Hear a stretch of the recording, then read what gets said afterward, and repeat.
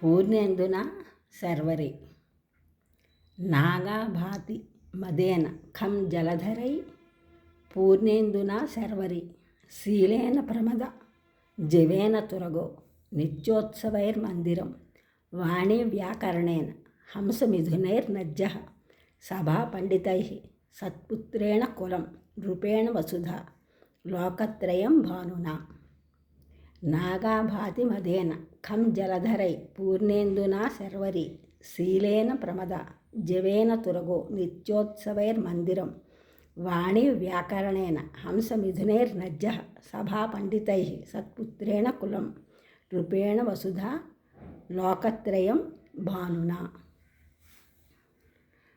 మదము వలన ఏనుగు ప్రకాశిస్తుంది, మేఘం వలన ఆకాశం శోభిల్లుతుంది, నిండు చంద్రుడు ఉన్నందువలన ఆకాశం ప్రకాశిస్తుంది, నడవడి ద్వారా నారి ప్రకాశిస్తుంది, వేగం వలన గుర్రం మంచిగా చెప్పుకోబడుతుంది, వేడుకలు ఎప్పుడూ జరుగుతూ ఉంటే ఇల్లు ఆహ్లాదకరంగా ఉంటుంది, సుసంస్కృతమైన వ్యాకరణబద్ధమైన మాట తేజరిల్లుతుంది, కిలకిల రావములతో రాజహంసలు జంటలు జంటలుగా ఉంటే నదులు ఎంతో ఆహ్లాదకరంగా ఉంటాయి, యోగ్యుడైన గొప్ప విద్వాంసులు ఉపవిష్టులై ఉంటే సభ శోభాయమానంగా ఉంటుంది, అలాగే మంచి పుత్రుని వలన కులం వాసికెక్కుతుంది, గొప్ప న్యాయప్రియుడైన రాజు ఉండడం వలన ఈ భూలోకం పేరు ప్రఖ్యాతులు గాంచుతుంది, సూర్యప్రకాశం ఉంటేనే ఈ మూడు లోకములు ప్రకాశవంతంగా ఉంటాయి.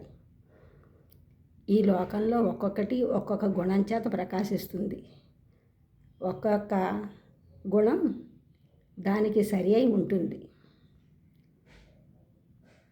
పేరు ప్రఖ్యాతులు తెచ్చుకుంటుంది. ఏనుగు ఎంత మదించి ఉంటే అంత శోభిల్లుతూ ఉంటుంది. కాను మానవునికి ఉండవలసిన మంచి గుణములు సత్యసంధత, దాతృత్వం, వాక్ సహాయం, అవసరమైన వారికి తనకి మించనిది ఇవ్వడం, పరుషమైన మాటలు మాట్లాడకుండా వ్యవహారం చేయడం. ఈ లక్షణాలన్నీ ఉన్నట్లయితే మానవుడు శోభిల్లుతాడు. ఈ ఛానల్ చూసిన అందరూ కూడా సబ్స్క్రైబ్ చేయండి, షేర్ చేయండి, లైక్ చేయండి, కామెంట్ చేయండి. సబ్స్క్రైబ్ చేసిన అందరూ కూడా కృతజ్ఞతలు, షేర్ చేసినారు, లైక్ చేసినారు, కామెంట్ చేసిన అందరికీ కూడా ధన్యవాదములు.